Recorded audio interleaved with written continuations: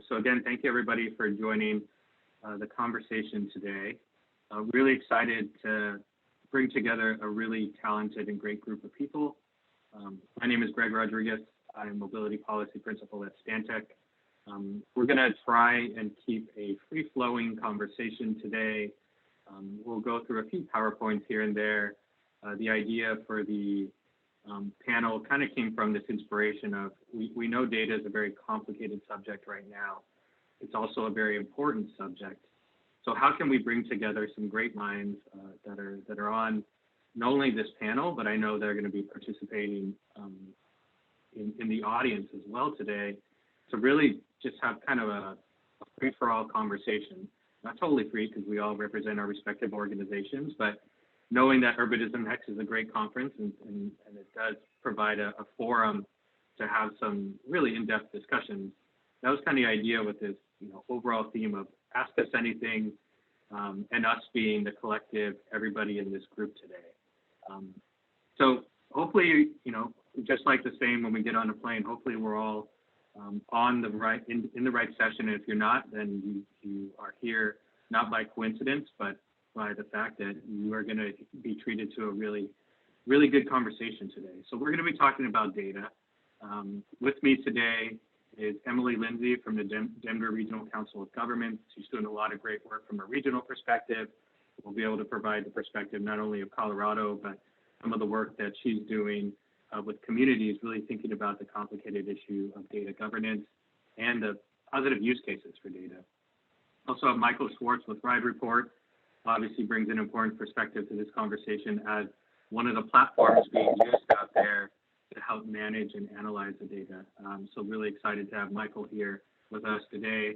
Also have Uttara Sivaram from Uber, obviously bringing the private sector perspective, but I really want to make it clear that this shouldn't be just a public versus private conversation.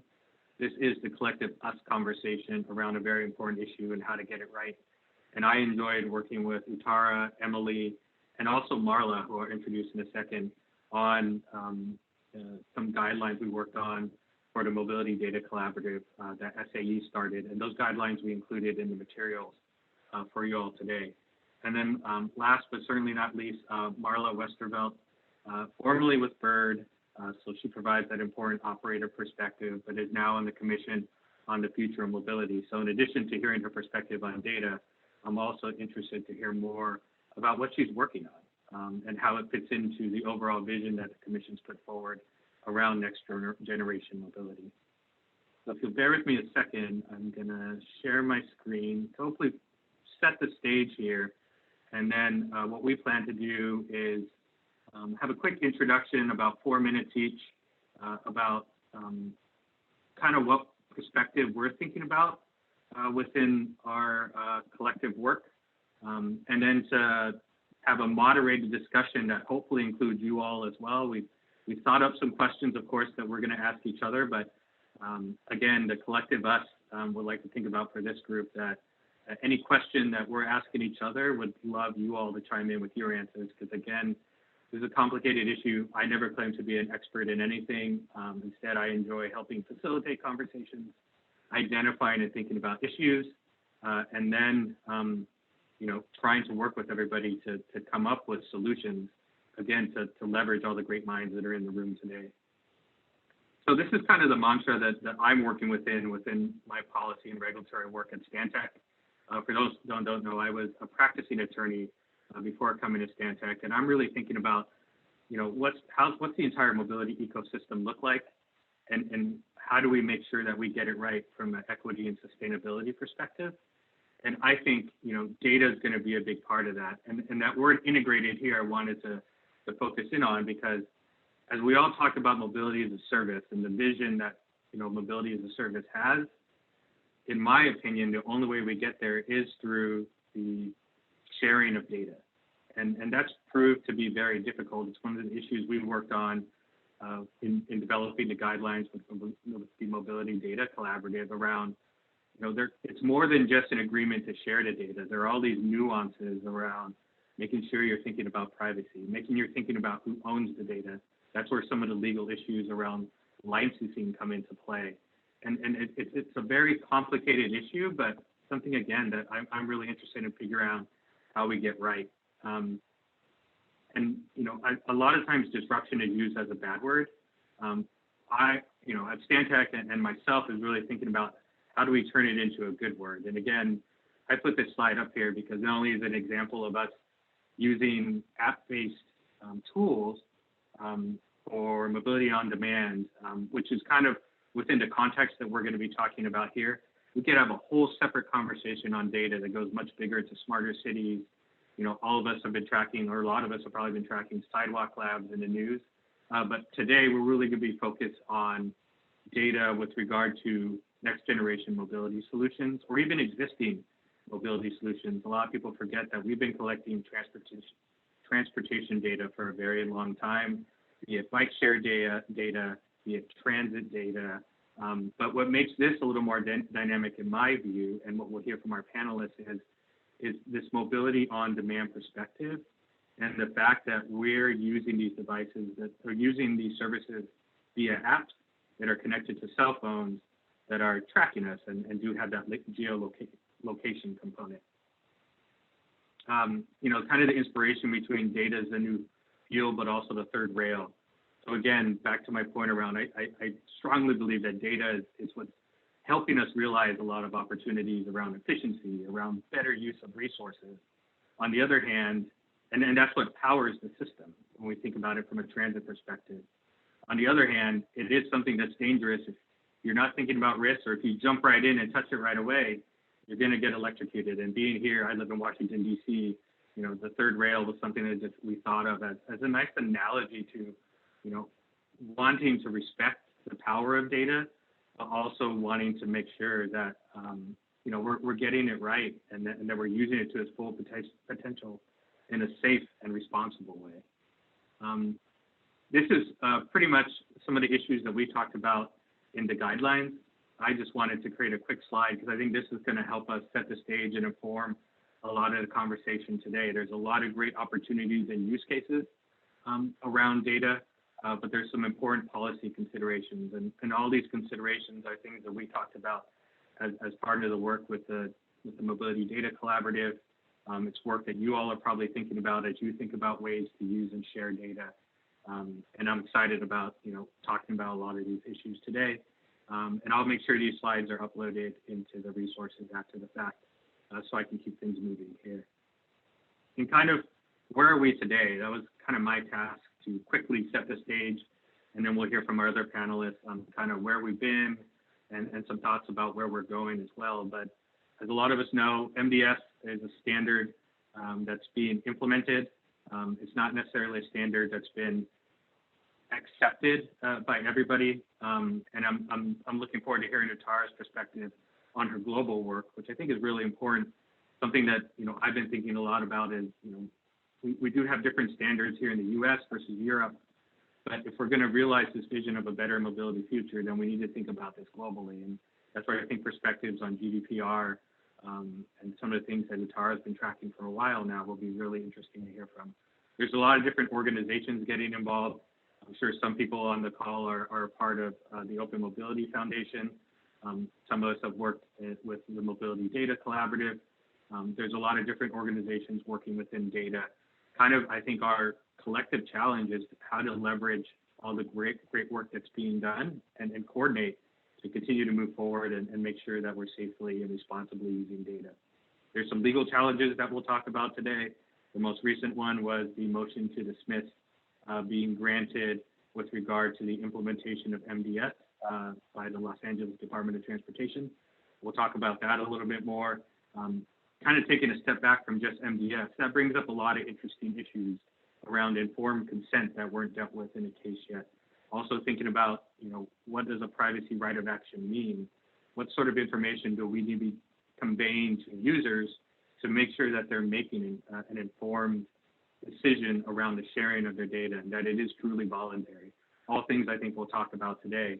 And then we're starting to see increased amount of federal interest in data, not just thanks to Mark Zuckerberg and Facebook and social media, but also because, especially within the transportation context, people realize that the value of data, and trying to figure out ways of how do we monetize data, how do we use data, how do we, again, make sure it's used safely and responsibly, are things that are starting to elevate up to the federal level. And we already saw data language in the last infrastructure bill, HR2, that was considered last year, and are expecting to see more language as we consider a new surface transportation bill this year. So quickly, I just want to put up my contact information. This is not the last you'll be hearing from me today, but I always like to put that up early because I usually forget. But always happy to engage on this, not only via email or Twitter, LinkedIn, however you all want to talk about these issues. But with that, I'm going to go ahead and stop sharing my screen and turn it over to Emily to talk a little bit about her perspective and some of the great work and considerations she's doing with data. So Emily, all yours. Sounds good. Thanks, Greg, for that good overview. And thank you all for joining. I know a Friday of a conference is touch and go with interest. So I appreciate you guys all for being here to listen to this conversation and engage with us. So I am Emily Lindsay. I am a transportation technology strategist at the Denver Regional Council of Governments, also fondly referred to as Dr. COG. If you're not in the MPO world, that might be a fun new acronym for you. I am in our Transportation Planning and Operations Division. As the region's MPO, we frequently work on multi-jurisdictional projects throughout our region. We have 58 different member governments, ranging from tiny mountain towns like Nederland, Colorado, to small and medium-sized communities like Boulder, Longmont, Golden, and of course we have our large kind of center urban cities like Denver and Aurora. I'd just like to start off, I think, reiterating a point that Greg said, which is mobility data is not new to local, regional, and state public agencies. Our public agencies manage complicated and sensitive data and all the time, really, both in and outside of the transportation sector. And across the board, we know that we have to continue to build trust with the public, with our partners, whether that's public partners or private partners. We have to focus on mitigating risks, developing and implementing different privacy policies and practices. I think a big one, which Greg emphasized, is sharing use cases, showing people why we're collecting information or using data to begin with. Overall, I think we really do have to work together across sectors to educate and inform the public about why mobility data and in what context is important. We've certainly started building in data-driven decision-making to our traditional transportation planning processes, and we've been evaluating and using new mobility data more recently. A couple of years ago, our region kind of came together with our state DOT, our transit agency, and our Chamber of Commerce to identify different tactical actions that would help us be better prepared for transportation technology in our region. During that planning process, we highlighted a bunch of different tools and techniques that would really help us harness technology to support our existing civic goals, whether that is safety and vision zero, equity and accessibility, sustainability and air quality, you name it. We kind of frame this in different ways depending on what tools and technologies we're considering. And we've really been working with partners, again, public, private, nonprofit research partners for the last year to evaluate and envision a future for our existing and our emerging mobility data in the Denver region. We have already had great opportunities to collaborate with local agencies, looking at MDS and GBFS data to evaluate shared micromobility in the region. And there's been opportunities where we've kind of come together to brainstorm how we can better understand issues that we don't have the data to exist. That might be something like TNCs and transit, better understanding those connectivities. One thing that we've learned, I think, wholeheartedly across the board is that we really need to approach mobility data together through partnerships and through collaboration. I think over the last couple of days, that's certainly been a common theme that we've talked about at this conference. Public agencies obviously need to understand what's happening on our streets and how new and honestly old infrastructure and services support our civic goals. Dr. COG and our partners in the region established an Advanced Mobility Partnership, or AMP, to tackle some of these issues. So in addition to some of the technical opportunities like identifying data standards, preferred specification, we're also continuing to explore challenges around data management, staff education, training. All right, looks like Lindsay Emily just froze. So let's move on to Michael. We'll see if Emily comes back. Go ahead, Michael. Great. Yes, we need Emily back. I hope she will make it. So yeah, thank you for the intro, Greg. And I think Emily teed it up really nicely. My name is Michael Schwartz, and I'm the city customers and policy lead for RideReport. For those who don't know who we are a data software company that ingests MDS data. Oh, there's Emily. Emily, why don't you finish? Because I'm just literally talking about myself right now. Go for it. When did I get kicked off? Like 2 seconds ago, you actually came back in lightning speed. That's yeah. Lightning recovery speed. I've ever seen. Okay. You were talking about AMP. That was like, yeah. That was like okay. Top Gun the first time he recovered. I mean, I don't know what happened, yeah. But I guess like the overall like end of the story is that we have existing partnerships in local, regional, and national capacities to work through these issues together. Whether it's identifying and working on preferred data standards and specifications, working on our challenges around data management within our own region and in our own agencies, working to develop staff education, training, that use case identification, and just building tools that we can share and adapt to the changing mobility landscape so that we're really not reinventing the wheel, so that we can benefit from each other's innovation. So I'm excited to be here, and Michael, it sounds like you're next. Yeah, thank you, Emily. And I think one point we'll talk about some more during the more focused Q&A that I would love to pick up on is that resources issue. I think it's really easy to say that public agencies should engage in risk mitigation like privacy impact assessments, but there's not necessarily best practices out there for doing that, and it's not cheap. And especially as we're coming out of COVID-19 and pandemic response, it's thinking about. I think that's an opportunity for the next transportation bill. So I'd love to pick up on that, and also Uttara is going to have perspectives on that's things that private companies like Uber and every single company is doing already and spending money on. So I think that's an opportunity, and I appreciate you saying that, Emily. All right, Michael, all yours. Okay. Thanks again, Greg and Emily.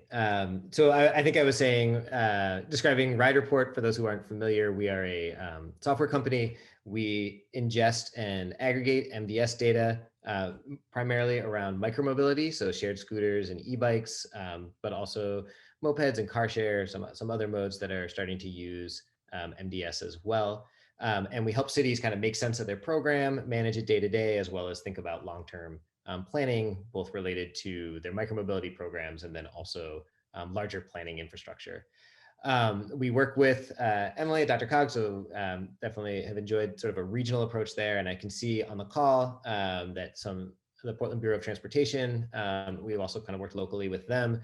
And I can see Yasha's on the call from the Open Mobility Foundation. So a lot of people, we're members of the OMF and have been contributors to the specification. And so I was tasked with sort of in my introduction, really taking us back in time to how we got to where we were and the way it used to be. And I think it's one of those things that it's really easy to think, wow, like things have been this way for a while, but not that long ago, and I'm gonna definitely age myself when I say this, but when I'm a transportation planner by training, and when I graduated, there was no app-based data. I'm not even sure certain companies that we equate with apps even had an app. I actually talked to someone the other day who's like, oh, this is the person who invented the Facebook app. And it's hard to remember that Facebook didn't always have a mobile app. That's, when they started. And I think that is, that whole era has changed really quickly in terms of how we view privacy and data collection, and that whole business model has changed as people's mindsets of what it means to participate in data sharing, how passively it can happen versus active choices. And I know we're going to be talking a little later about what informed consent means, how you can even do that. And then transportation seemed to be just lagging a little bit behind those sort of big social media trends that were behind it, but clearly leveraging some of the technology.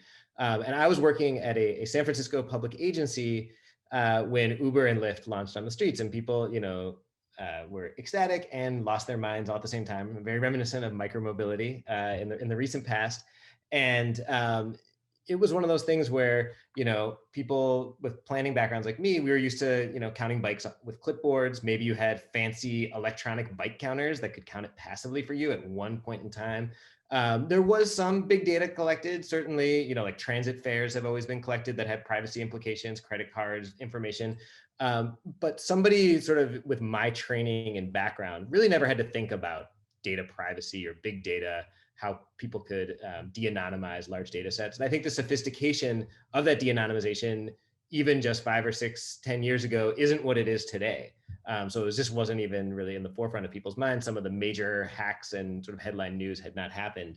And so what happened was, of course, cities were just like, oh yeah, just give us all the data, because that's what we always do. We just ask for all the data, and then people give it to us, and then we figure out what we want to do with it. And then there was a bit of a surprise when the mobility companies said, no, we're not going to do that. You have to define what you want, or we don't. There was sort of a lot of back and forth that happened.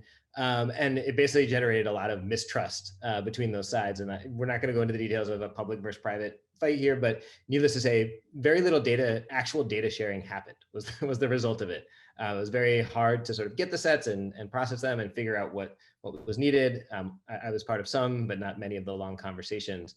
And then I think what's kind of amazing about micromobility and certainly the mobility data specification is the idea that there even is a technical standard by which data is now being shared, and that there is actual API-based mobility data being shared between agencies and operators. Now, there are certainly challenges to that, and there are implications around privacy around certain parts of that standard and the data. But I think when you think about kind of how far we've come from really even not that many years ago, the idea that there is a model out there that I think everyone is trying to learn from and think about how can this be applied to either different shared modes or potentially in the future private modes, which is something we're going to talk about a little bit later in this conversation.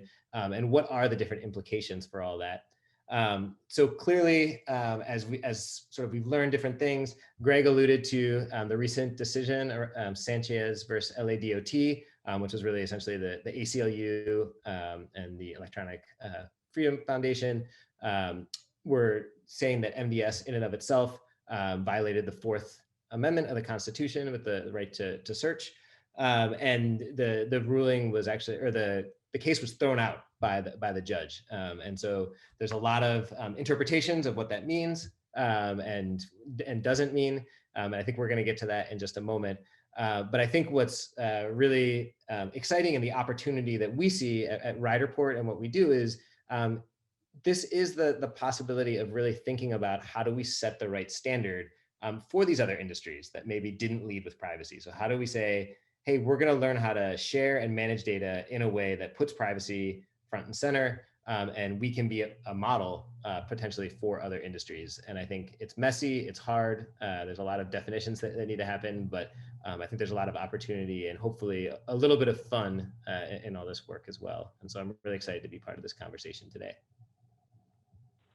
And with that, I'm going to hand it, who is next? Uttara, you're next after me. She's going to talk a little bit about, again, the TNC perspective and global perspective. Perfect. Thank you, Michael. Hi, everyone. My name is Uttara Sivaram. I lead Uber's public policy work on privacy and security, including our work supporting government requests for data. I will assume that most everyone knows what Uber does, but in terms of this discussion, Uber is subject to a number of data requirements in the markets where we operate, both in the US and abroad. So this is an issue we've been deeply invested in for quite a few years. And even 2 years ago, and I think we're all sort of, being nostalgic or thinking about the past, but the mobility, data sharing, and privacy topic felt a little obscure. Like it felt like it was limited to the privacy and the academic community. And then since then, at least internally at Uber, we've researched and we learned a tremendous amount about the privacy implications of making trip data widely available. And we've worked really hard to share those insights with others in the industry and with the public sector. And now there's so much more discussion and focus on that issue within the transportation community. And I think just it's worth saying that that's an amazing and super positive progression. Even at this conference, including this panel, there have been a number of panels that have touched on this and been supportive of incorporating privacy best practices into mobility data sharing. And it's worth mentioning that even this year in a pandemic, or this past year and this year in a pandemic, the discussion around contact tracing and collecting movement and health-related data for a very serious public health crisis has included a real focus on privacy. And I think that's resulted in some really consumer-oriented solutions, as well as data governance models that I hope we can repurpose once we're beyond this pandemic, and hopefully that's very soon. Bringing us back to transportation, I think now the challenge is actually turning discussion into practice. And I would encourage companies and cities to really build on the progress that's been made and the lessons we've learned together. Because if, after all this discussion, all this progress, we're still hyper focused on collecting raw mobility data and trip information without clear objectives, then I think we'll be back at square one. Ultimately, we need to build solutions that serve cities and their unique needs, but also respect the fact that data reporting is challenging and it's costly. And ultimately, it affects consumers who are directly providing data to companies with the expectation that that data will be protected. And in some ways, I think the back and forth between companies and governments is a form of protecting consumer data and not just giving it out or using it without thinking through the consequences. So I think, as much as it can be polarizing in some ways and it can be, difficult, and these are difficult conversations, we should encourage this dialogue because I think it's, ultimately it's going to lead to better outcomes for consumers. So with that, that's it for me, but thank you for having me, and I'm looking forward to this discussion. I will hand it over to Marla. Thank you. So my name is Marla Westervelt, and I am the Director of Policy at the Commission on the Future of Mobility. The Commission is a brand new effort which brings together businesses, technologists, policy leaders focused on implementing new approaches to sustainable and equitable movement of goods and people around the world. We are currently in the process of building out our roadmap, but our near-term priorities are figuring out how to reduce carbon emissions within the transportation sector, building the foundational structures that we need to be able to realize what we think the future ought to look like, and then defining approaches to building more human-centric communities. So when we think about data from the Commission, we think about these foundational structures. We feel like there is so much opportunity at the intersections of the public and private sector to be able to capture value from the data that we're producing, but we still have a lot of work to do. A lot of this data that we're talking about is data from GPS pings and the real world that is very, very hard to process, very, very hard to understand, very, very hard to protect. And I think on both sides of the table, we need to be having this conversation in a really productive way to say, whose job is it to do what, and what does that look like? So the Commission is going to be studying that and developing policy recommendations on that over the next couple of years. And, I think we're going to be looking forward to working with the folks on this call to figure out how we're going to do that. So with that, we can dive into the conversation, which I believe is to you, Michael.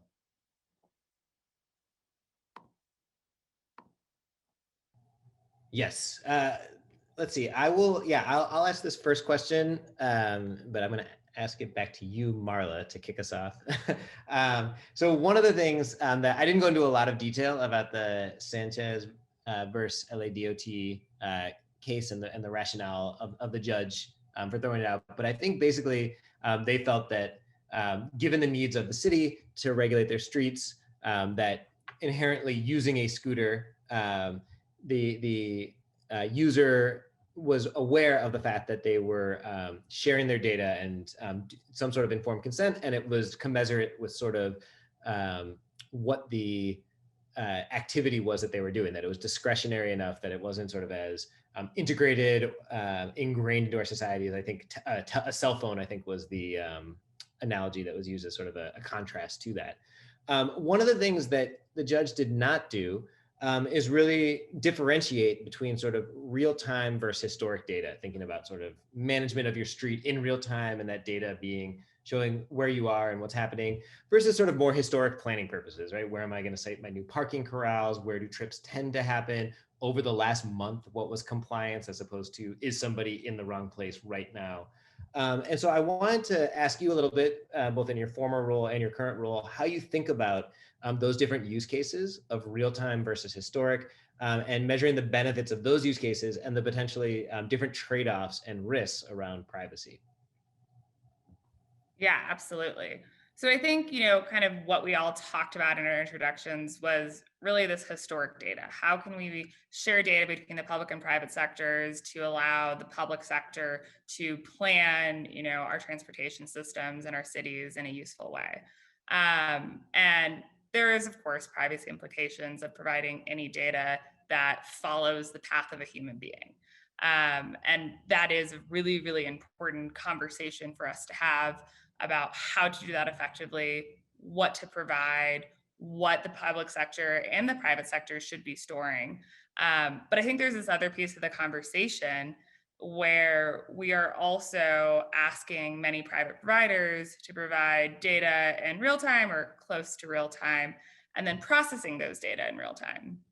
And like I said in my opening, these data are really, really complex, often showing really incomplete pictures of what's happening in the public right of way, right? GPS is imprecise.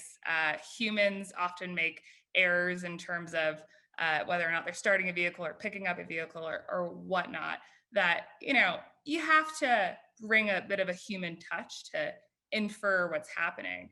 But what we're seeing is a lot of this real-time production of data, real-time processing of data, and then real-time decision-making on whether or not companies are operating in a compliant fashion. And, I think from my perspective, we need to explore whether or not that is appropriate from a privacy perspective, from a democracy perspective, and just from an ability to actually have a correct understanding. And I haven't seen that conversation be had in a meaningful way.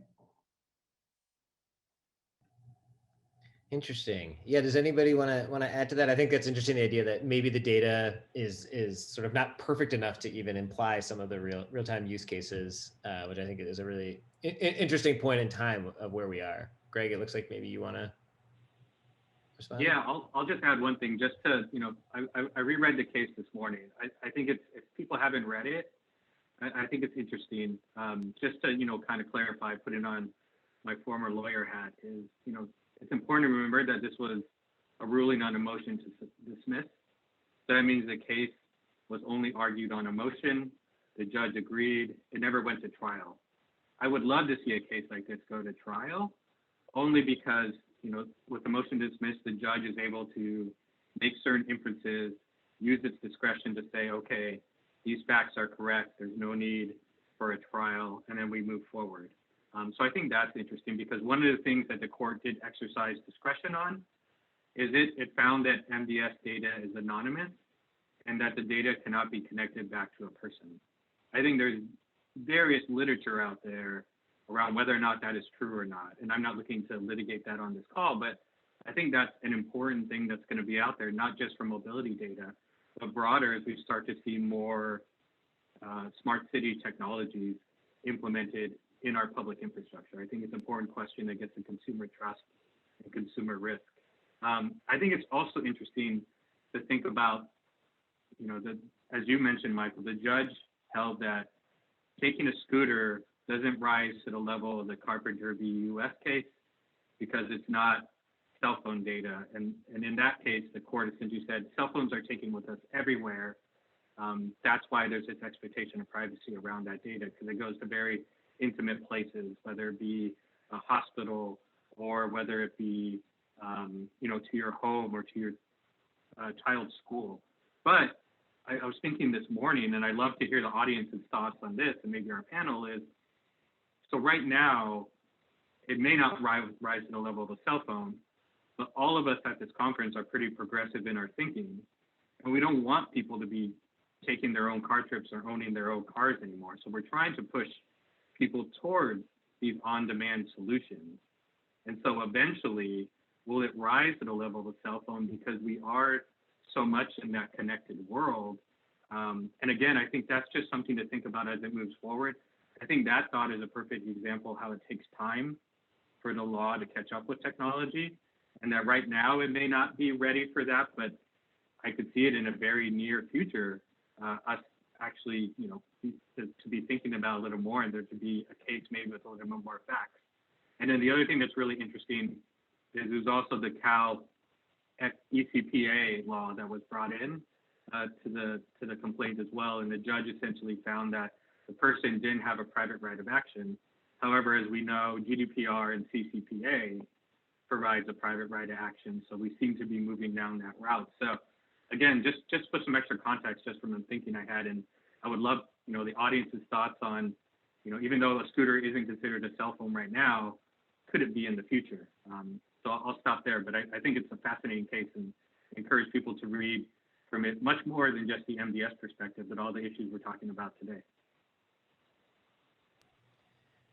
Yeah, that's a really great point, Greg. I appreciate you bringing that up. And, I think both what you and Marla were saying, something that I have taken away is that what is true today may not be true tomorrow. So when Marla's saying like the data is not precise enough today, but maybe it will be in a year or 2 years. And similarly, maybe scooters are not an integral part of our lives, but this form of data collection and mobility could become part of that. And I see Yasha has actually put in the chat that this is way beyond shared mobility, right? These are sort of really large implications, and I think we all know that. And obviously, we're in a context of data collection that goes beyond that. But yeah, Marla, did you want to add to respond a little bit? Yeah, I mean, I think that one of the things that is highlighted by this case, as Greg has laid it out, is that it's really, really hard to talk about potential risks in this legal setting in a way that captures the imagination of folks who might not be data experts, when we're really talking about things that haven't yet happened yet. And I think that's one of the issues I see as we try to figure out how to manage for all these risks that haven't played out yet. Well, and just, I don't want to get, I know that we're talking a lot about risks here too, but I don't want to forget about the obvious benefit of having public agencies being able to responsibly manage the public right of way in a way that, maybe we haven't been able to do historically. And I think as part of that, additionally, like understanding the limitations of the data we're using to do that, whether we're talking about scooters or whether we're talking about other modes, relates to like a potential benefit here, right? In that we need the tools and the data to make sure that we're using the right information to manage the right of way, whether that's monitoring compliance of a scooter program or making infrastructure investment decisions. But we need to have information so that we can make meaningful improvements to our pilots, to our programs, to our infrastructure. So I don't want to get to, it's easy to talk about the risks and the concerns, but I want to just tie that back to, there is a really obvious benefit here from the public agency perspective. Yeah, I think that that's a really important point, but I also think that they're not necessarily in conflict, right? That our ability to make sure that the public sector has the data that it needs, and that we continually improve that, right? Because, we can always say, public sector didn't used to have this data, why does it need it now? It's a bad argument. But the point here is that we want to figure out how to make sure the public sector is getting access, that everyone is getting access, private sector is getting access in a way that is in the interest of the consumers. And maybe this is a good pivot point. Maybe this is a good pivot point to another question that we were thinking about, which I think gets to another issue that is prevalent in the Carpenter case and also the LADOT case is this issue of informed consent, and when someone has actually voluntarily given their information to a company or even to a city. I've heard it on a number of panels here. OMF, Yasha, you all had a great discussion yesterday with USDOT on there, talking about how people just click through to accept things these days. We're all guilty of it. So, maybe Uttara, if you can answer, how do we make sure that users are aware what data is being shared, and then how it's being kept safe? Is there a new model that we should be looking at or thinking about, or kind of conversely, in the question I put in the chat, do people even care anymore? I hope they still care, but I'm not sure. Yeah, it's a really good question. I honestly think that the issue of user transparency, in my mind, is constantly overlooked in these discussions. And I just, the question is, how do we make sure users are aware that when they use a platform service, whether it's Uber, whether it's Lyft, or Amazon, that their data may be shared with their local government or their national government. And I think the other question that I might flip back to this group is, do we think users should have a choice in that decision to share data based on whether they agree with how it'll be used? I think the framework that I think about with informed consent is, how do we make sure that it's not clicking through different boxes, that they have notice when their data is going to be shared onward with any entity, right, government or private entity, and how do they, express their willingness to provide their data for that purpose? Or can we explore models where their data is sufficiently aggregated or anonymized, where you can still unlock the value of that data, but protect their privacy and reduce ultimately the risk of sharing that onwards? I think that, obviously, I think the latter option is something I think we still need to explore, and it holds a lot of promise, especially with, as much as there's been sophistication and de-identification, I think there's a lot of sophistication and anonymization that we need to leverage and utilize. So I'd love to see a little bit more discussion on that, because as, coming from someone, at a private company like Uber, notice and consent to users is incredibly difficult, is incredibly complex, and it's something that, industry is constantly trying to get right. If there's a way to sort of de-risk data sharing in a way that doesn't put all the onus on consumers, it's worth exploring. But that's my perspective. I'm curious to hear what others think about that. Yeah, I'll just jump in really quickly as someone who, in thinking recently about privacy and thinking about that long-term view, I feel like, as an end user, you're almost numb to what it means to give up your privacy. It's just asked of you all the time, and there's many pages of text you're supposed to read, and it's just very hard to follow as a consumer. Even when I agree, private companies are doing more and more to try to make it as explicit as possible and follow those best practices. And it just seems like maybe it's the kind of thing that shouldn't be at an individual level, that there can be institutional guardrails and policies thought through. Another model that I've seen that I think is interesting, I heard of the other week, is the idea that myself as an individual could empower like a third-party nonprofit organization, someone who's like privacy focused, to basically, I say, they're going to make all my privacy decisions for me. Like I sort of default to them as somebody who can really track these issues and actually keep track of what companies are doing and not doing, and pledges. And I just think there are some other models out there. And in the US, it seems like, for better or for worse, a lot of the onus is on the user to basically like read the whole thing, including the fine print. And I think that just makes it a little bit fraught, that as an end user, I think people are kind of thinking, how do I even engage with this? And am I truly making informed consent, even if I'm actively saying yes? Like, how can I actually know what I'm agreeing to?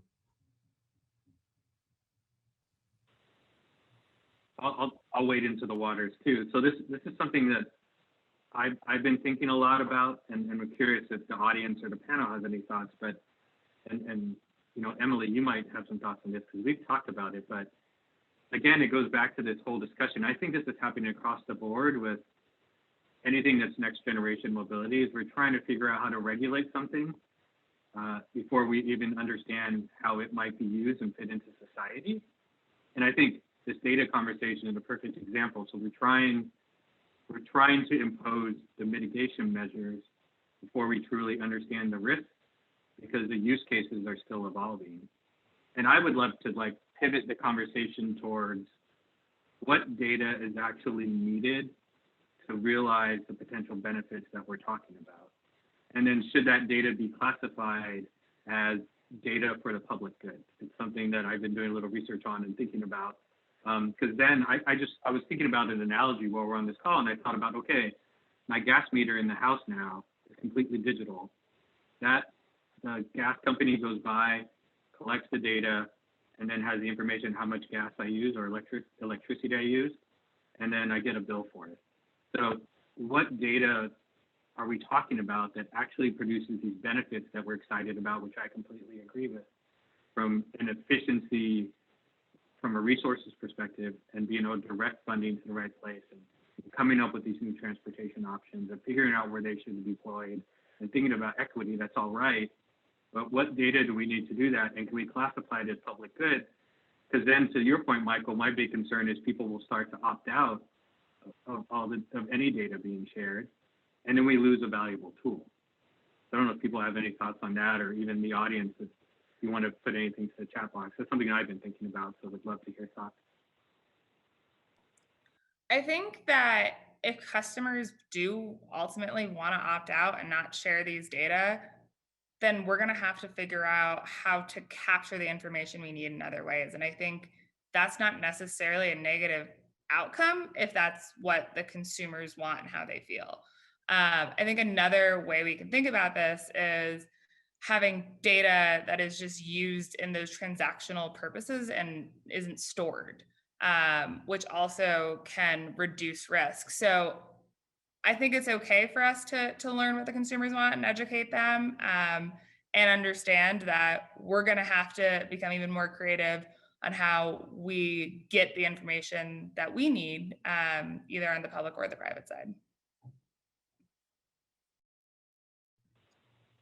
Yeah, I just wanted to add to that, I think, Greg, in a little bit in response to what you're saying, that it's true we don't have all the use cases defined, but I think that it's important now to put some of those filters on today, because we also don't know the use cases for the attacks that are coming in the future. And I think like Facebook's a great analogy, that if we sort of knew about Cambridge Analytica in 2006, we might have made some Facebook might have made some very different decisions about the data it kept and how it held on to it and the permissions and things like that. And so I think a default of let's build use cases for data, and then have data sharing that meets those use cases, rather than over collection. And I can see in our Q&A, we have a couple of questions of really public versus private sector. And I think, unfortunately, this issue has often been framed in kind of a back and forth of like, well, the public sector can't do this and the private sector can. And, I think that actually it would be helpful to think even more broadly about that, of,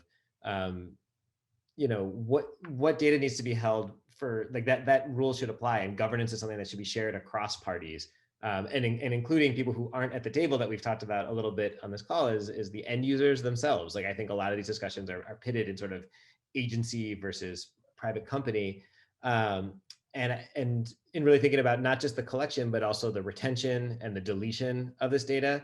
I love the idea of having rules that apply to public agencies also apply to those private companies. That, hey, if you agency need to purge your raw data after, maybe even right away or after a week, a quarter, maybe the private sector should also match that in some similar way, because why are they holding on to it? We know that breaches can happen on both sides. Yes, there are some greater risks in the public sector around things like FOIA, but we know that these attacks can come from anywhere. And so I think walking together in lockstep, so that you're on a similar level, is another thing just to think about, that it's not really a one versus the other, but how do we do this together? As cities, I guess, is sort of the entity that I'm thinking of. Let's do data collection in cities across all entities in a way that works better for privacy. Yeah, and maybe I just add to that to say, laws that apply to both the public and private sector would be enormously helpful. And I genuinely do think, when it comes to privacy, that will, long term, that's going to unlock a lot of really constructive data sharing between the public and private sector. Because when the liability lies on only one side, you essentially get the situation we're in now, where there's a tremendous legal risk on one side of the equation, and and that's leading to a lot of hesitation and sort of reticence when it comes to sharing data. So I would go a step further and say let's advocate for that in a federal privacy law, and let's just get on the same playing field. And I also think that spurs investment in privacy innovation. I mean, one of the reasons why these companies have such robust privacy organizations is partly because regulation makes that, necessary. It's compliance is incredibly difficult and challenging and important, and that's why I am lucky enough to work at Uber. It's a priority, and I credit a lot of that to what we are required to comply with. I also think on the question that you asked, Greg, on what data is required, I also hope we can broaden our minds beyond bikes and scooters and TNCs. There's so many other modes that are having an impact on transportation and existing infrastructure, and that can inform future infrastructure plans. And I think that, practically speaking, willingness to sort of look beyond those kind of those players and beyond might make folks feel like this is comprehensive, and this is a unified approach to utilizing data for transportation. So I think that's, and I think there's a lot of willingness to do that as well. So I feel optimistic about moving in that direction. Yeah, and the only thing I'll add, I think you kind of hit on it, Uttara, is having negotiated a number of agreements around data sharing. We do need to have some more alignment on the requirements that public and private companies need to adhere to. But private companies, like to your point around compliance, there's a lot of money going into making sure that you comply with best practices. Because not only is it a reputational thing and a trust item, it's also important with regard to being able to get insurance to cover these issues. And I think that's where, having some sort of standardized approach around notices, I think is also a nice place to start. I know, again, tracking what was going on in Sidewalk Labs, there was some interesting thinking coming out of that around, signage that would go up to show, hey, this is an area where information is being collected. I think doing a better job of making sure those notices are more transparent and clear on both the public and private sector side, as there's more collaborative projects that are collecting data would be helpful. Because again, I think that trust element is really important. And maybe a question for the group as well is, again, you're getting into all my thoughts at 3 a.m. when I get really scared about all this, but are we talking too much about data and over-relying on it? Because a lot of communities are starting to think about sentiment analytics and combing information on social media to understand what their citizens think. And I'm really worried that we're focusing too much on data and not asking what people actually think anymore. So do you see data as the ultimate end goal, or is it just a tool that hopefully still complements public interaction or public engagement, I guess? Any thoughts on that? I would say that data is a tool and it's part of the story, right? I think that it is important, particularly as someone who used to work in the public sector, to be able to have conversations with data, but that's not what typically is the ultimate decision maker on anything, and it shouldn't be. There's data, and there's politics, and there's your constituents, there's what they want, there's money, there are all these different factors. So yes, we should be talking about data, we should be figuring out how to access it, we should be using it as part of the conversation, but it should not be the only thing we are relying on. Yeah, I think that's a really good point, Marla, is that having data, and it totally depends in what circumstance we're talking about as well. But typically we use this as a tool to inform decision-making processes. At least in my position, our board of directors is made up of elected officials, and they, look to constituents, to politics to make some of these decisions. The best we can do is provide the information to inform that decision. That said, I think if you're talking about some other types of decision-making processes, whether that's investment, I mean, I think we are still, of course, doing public outreach, but I think having data really allows us to make meaningful improvements and tweaks to pilots because we have a way to monitor things in a more ongoing way. It's not just our public comment period is this spring, let us know what you think. We can really see like what is working and what is not working with a little bit more of a dynamic nature.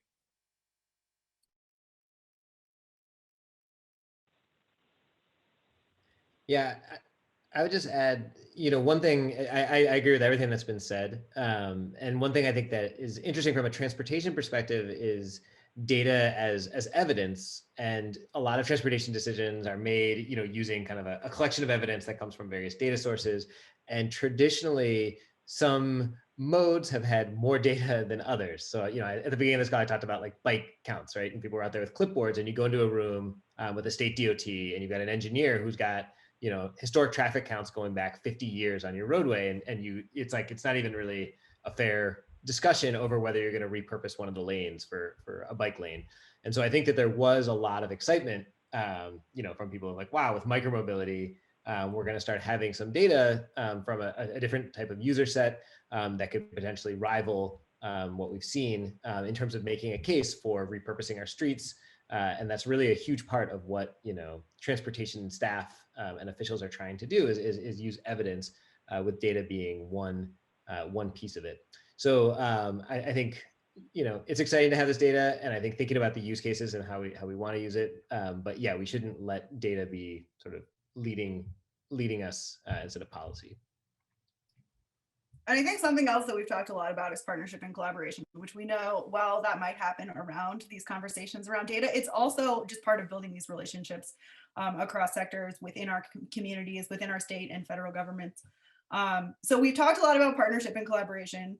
I just want to ask you all if you could talk a little bit more about the opportunities that you see from your positions that exist to improve mobility data partnership and collaboration between sectors, across, within sectors, whatever your perspective might be. I think there's just a tremendous number of opportunities. And I think everyone, and I want to echo everyone in saying they're a byproduct of the overall objective. And I think, one example from Uber is, we've been engaging with transit agencies to support first and last mile transportation to and from transit hubs and make those trips affordable. But in this case, the data sharing is a byproduct of the overall objective, which is improving access, especially in transit deserts. And some data sharing is needed, but it's limited and for a specific purpose. And I think the important point here is that there's a really clear exchange of value between users, companies, and transit agencies. In other words, it's relatively clear how each party kind of benefits from these kinds of initiatives. So I think the more we can invest in these types of partnerships that really have a positive impact, the more mutual trust we can create. And I think that's, as everyone has said, is something that's been really lacking in this conversation. And we want to utilize every opportunity to sort of create more trust. I think we're just about out of time. I'll answer that in one word. If anybody else wants to answer in one word, please feel free. I would say education. Like the more we can do around education and get resources of that, I think would be super helpful. I don't know if you want to add anything, Michael or Marla. Trust building. Let's take steps together, for sure.